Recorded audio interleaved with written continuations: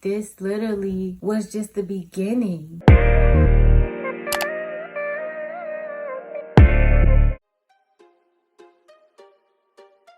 What's up, boo? Welcome and welcome back to my channel. Now, I know last time I jumped right into the video, but I just needed to take a quick second, first of all, to thank all of my new subscribers. Welcome to the fam bam. To all of my subscribers, I appreciate you so much. You are everything. And I also want to give a shout out to my YouTube sis, Teacher Fashion on Lock It. Always positive, good, chill vibes over there. So y'all make sure y'all go check out her channel. You will love her spirit and everything about her. I'm telling you. But I'm really feeling good right now. I mentioned before that I already got over this, but being able to really share this story is lifting a burden that I already thought was lifted off of me. And I just feel like, whew, you feel me? Like, I'm just feeling so good. I started out being so nervous about telling this story, and just here I am, just running my mouth. I actually had 3 more sections to go through, because I'm telling you,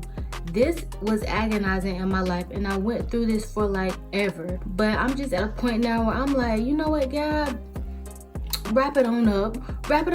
So I'm gonna try to condense those 3 parts into this one last video portion. If I'm not able to do that, then it will be a part 4. And I cannot stand the glare that I have on my glasses, but I just really don't want to put my contacts in today. So I hope the glare does not bother you as much as it's bothering me. But I don't want to take these babies off, okay? Enough of my blabbering. Let's go ahead and get into the next part of this story. So it's going into day 3. So much drama going on inside of my head and inside of my life, it feels like right now. And I'll still have to decide whether or not I'm going to tell the nursing department at my school if I got a charge or not. Because I'm thinking I can just skate away with it. How can they find out? You know what I'm saying? They're not gonna be in my business like that to be able to figure out what the heck I got going on in my life. So I could just skate on by. And I asked my friend about it too, and they had decided that they were not gonna say anything. But I was just like, man, I was just so paranoid. So ultimately, I decided that I was going to tell the school. So the next day, when it was time to go back to school, I did return to school, and I told my first period professor. She looked kind of shocked, but not in a way that made me feel some type of way. Kind of just like, oh, you know, like a subtle little, oh, okay. And it's like she almost had to think for a second what to do next. So she told me that automatically I was going to be on hold from clinicals. I was not allowed to go to the hospital to do clinicals until my case was cleared. So this created a bigger problem for me, because if you miss 3 clinicals, you're automatically out. 1, 2, 3 strikes, you're out. So this just brought on a whole nother level of turmoil for me, because now I'm stressing, because I'm like, well, I have to have my court date, and my court date is beyond the 3-week period for my clinicals. So my court date was about a month and a half away. I'm like, all right, cool. I continue on with class, just trying to pay attention, trying to focus, but all my mind was on was, what am I going to do? Because I mentioned in the last video that I found a lawyer, and she told us that she felt confident that everything was going to be okay because it was our first charges, but that just to be safe, that we should still complete 40 hours of community service. Now that brought on a whole nother level of troubles, because the fact that we were looking for community service for a criminal based reason, a lot of people don't want to take you to allow you to do community service, which, I mean, part of me want to kind of be like, I feel you, and then another part of me was like, yo, that's freaked up. I can't volunteer at your organization to help you sort food or help you clean or whatever. I don't know, I really felt some type of way about that back then. I was emailing organizations and facilities every day, calling, asking them would they allow me to come volunteer. I finally found 2 places, and it was just on and popping from there. Because I had to still work. I reduced my hours at work already for nursing school. So I was already working only 5 or 10 hours a week. So to add community service on top of that, and it was 40 hours that we needed. So I finally found some places to go volunteer at. I'm getting my hours, getting things signed off, and my mind was pretty much in the same state every day. I was in a constant state of worry, and I was just trying my best to stay focused, still studying. I was doing okay. I will leave it at that. But things really got crazy because by this time it was March and it started snowing, and in the southeastern part of North Carolina it really does not snow like that. So the fact that it started snowing, I was like, whoa, is this God? Because the fact that it started snowing really worked out for me, you see, because I had clinicals on Wednesdays from 6 a.m. to 2 p.m. I believe, and it snowed on Wednesday. Clinicals got snowed out. I was like, oh shoot, look at God. So that was automatically one clinical day that I didn't have to count as missed because of my charge because it snowed. So, you know, I'm still grinding. I'm still going to get my hours. I needed 40 hours. So I'm volunteering at these places for 3, 4, 5 hours at a time. Like, I'm a college student. I barely even have the time to work the job that I get paid for. I'm starting to get test scores back. I'm out here getting B's and C's, and you know, if you get a C in nursing school, like, you pretty much failing already. So here come week 2 of clinical. Bro, it stopped snowing. Tell me why it snowed again. It snowed again on the next Wednesday. I was like, are you kidding me right now? Are you kidding me right now? Like, what? I just got cleared 2 Wednesdays that bought me more time because it got snowed out. Because of the snow, my court date got rescheduled a little sooner. So I'm like, okay, yes, we can get this thing out the way. Tell me why. Tell me why. It snowed again. It snowed again. I didn't have to miss any of my clinicals during that time I was waiting to go to court because it kept snowing on my clinical day. But then it got to the point where I was starting to get worried because when it snowed, that last time it snowed on my court date. So the courthouse was closed and I wasn't sure if it was closed or not. So the school I went to, ECU, is not very far from the downtown area, which is partly why it was always known as a party school, because it's literally right across the street from downtown. So I took my little behind outside and walked through the snow and walked to the courthouse just to see if it was open or not, and they were closed. So I'm like, man, what the heck going on? Like, I don't know what to think, I don't know what to do. So I hit up my attorney and she told me, well, yeah, you don't have anything to worry about. You don't have to come to court, but court has been rescheduled to da-da-da. And the day that it got scheduled to, it just lined up perfectly to where I didn't have to miss clinical. And I'm like, yo, by the grace of God, I just skated by this whole month without missing one day of clinical because the whole school closed. We didn't have school, so we didn't have clinical, so I didn't miss clinical. So I'm just like so thankful to God. Like, what in the world? Like, yes.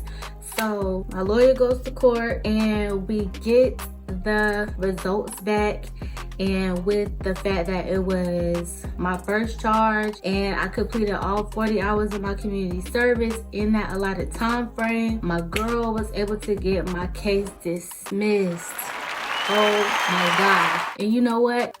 Whew, I was so happy about that. I was so relieved. But let me tell you though, that was not the end. It was like the torment was just beginning. At this time, by the time my case got dismissed, it's literally the end of March. The semester ends in like May. So I'm scrambling trying to get my grades together because right now they're not looking too hot. They're not looking too hot, and I really got to go ham to try to get myself where I need to be so that I can move on to the next semester.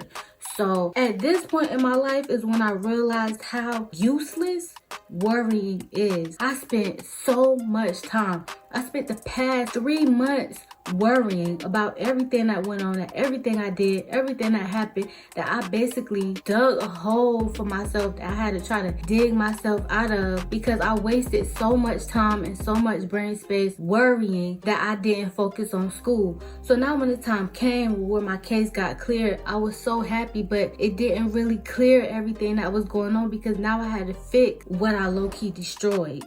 So I'm going ham.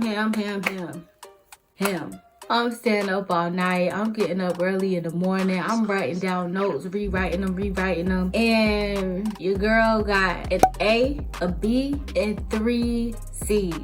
You can only get 3 C's through your whole 5 semesters in nursing school. I already had my 3, but when you get 3, you have the opportunity to appeal that so you can continue on with nursing school. So man, like, I was devastated. I was so devastated because one of those C's was literally half a point away from a B. Like, if I would have just got 1 point higher on my final, I would have been good. But it didn't happen that way. I got 3 C's.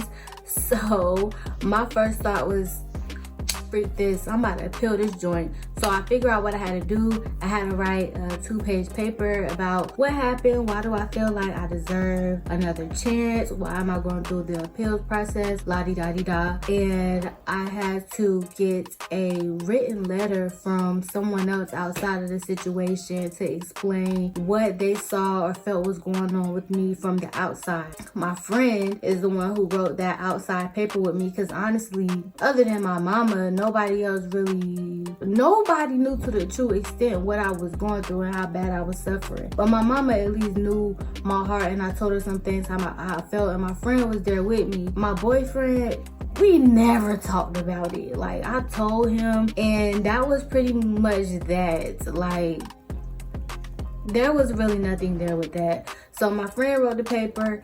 Time goes by. It's time for me to appeal. You know, I do my little hair. I put on a nice little suit, nice little shirt, you know, and all that, trying to look nice. And so I go up in there, and it was a panel of about 7 people. It was 4 tables put together. I was sitting on this end, and everybody else was kind of sitting around the perimeters on the other side. Everybody introduced themselves. Everybody had a copy of my paper, and they pretty much opened it up. Why are you here? What's up?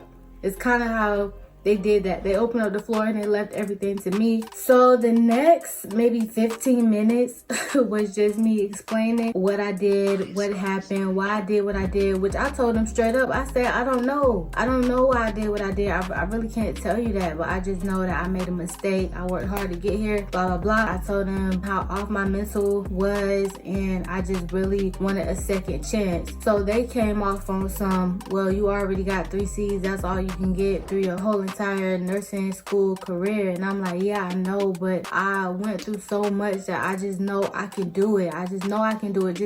Just give me another chance. So back up a little bit. I had already been told by 3 of my professors, yeah, you can appeal, but it's most likely that you're not going to get it. I was also told that from one of the advisors. They were like, well, are you sure you want to go through this process? I said, yes, I do. And they said, well, it's not likely that you're going to get your appeal approved because you have 3 C's and you're only allowed 3. I'm like, okay, yeah, I know, I get that. But I just felt in my mind, what type of loser would I be to just accept that? You know, I'm always at least going to try. So that's exactly what I did. So I did my thing and I went for it. But ultimately, they were right. It didn't take me much longer after that. I think it was about a week that I got a written notification from the school saying that, unfortunately, your appeal did not get approved. You are welcome to reapply for the nursing program next year. So I'm crushed because I'm like, man, all of that for this. All of that for nothing. For nothing. These past few years of school, all of this hard work for nothing. All of this stressing and worrying for nothing. Because I'm still not going to continue in the program, which I really had the possibility if I had my head together. So for that moment, I held my head up high and I told myself, Gabby, it's cool. You're just going to apply for the program next year. I redirected my major to public health. That's what I graduated in. That was short-lived. Me trying to hold my head up, because after that, it was just constant me being a bully to myself. I work with the state now with my degree, but every time somebody asked me about nursing school, I told them that it just didn't work out and I changed my major. And they'd be like, oh, well, what's your major now? So I'm like, oh, I'm a major in public health. And every time people would be like, what's that? So it was just a blow every time somebody asked me, what's that? You know, I went from being in this top tier nursing program to being now a part of a major that nobody even had any idea what it was or what type of job that I could get. It was just very hard mentally and emotionally. Part of it was because of my pride. I didn't want to make myself look bad. I didn't want people to see me differently because I was stealing, because I got arrested. I didn't want to keep reliving what happened to me. It's just so many reasons. For years, I just didn't want to have nothing to do with it. And the war in my mind, it just wouldn't stop.